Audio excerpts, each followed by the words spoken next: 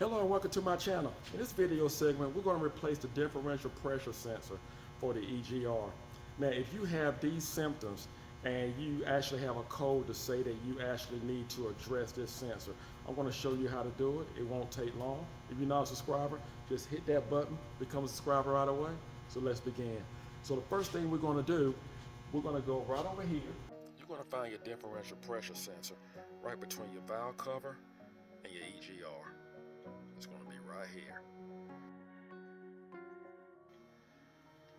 Just going to pop this cap open. You may need a screwdriver or a pair of pliers to actually pull it out. There we go. Just slide it back. You have a clip back here. You need to press down on it. Slide it back. Get that out of the way. And with a 10 millimeter, we have 2 bolts to remove.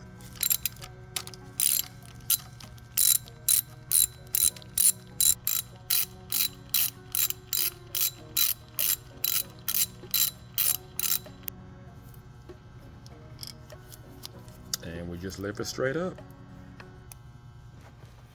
Now, it would be ideal once you remove the pressure sensor from the manifold, just take a look, and if you see quite a bit of carbon in the hole for the pressure sensor, if you have some time on your hands, it would not hurt to actually make sure that this manifold is clean.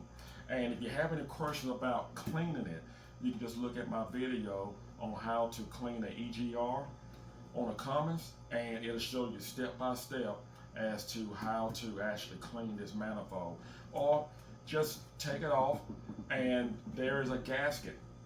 You can get your gaskets from the local international dealer, and you definitely need a gasket to mount back your EGR, and you need a gasket to actually go underneath here. Do not use the old gasket.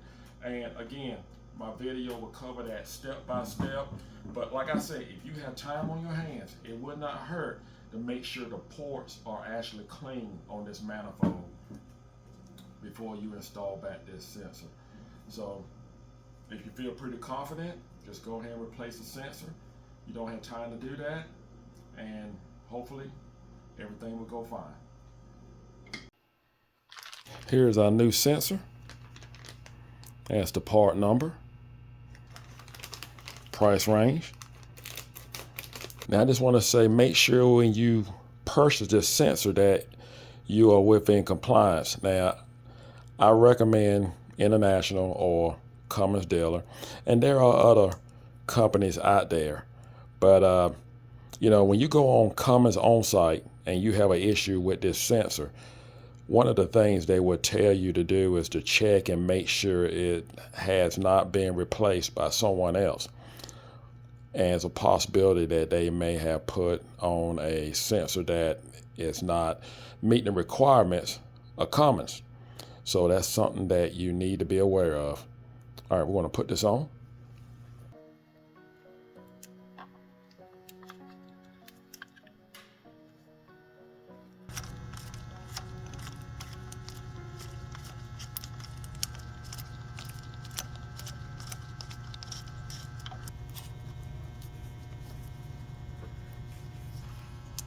We'll put back in our lock.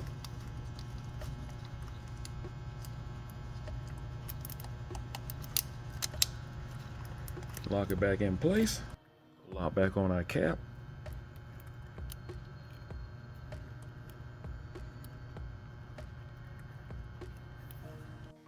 That's all there is to it. All you have to do now is just clear out that unwanted code. Well, that's all it takes to replace this sensor. Now you know where it's located, and you know what's all involved, and you know what you can do to do additional work too as well. I hope this video was helpful. Do not forget to subscribe. Take care, and God bless.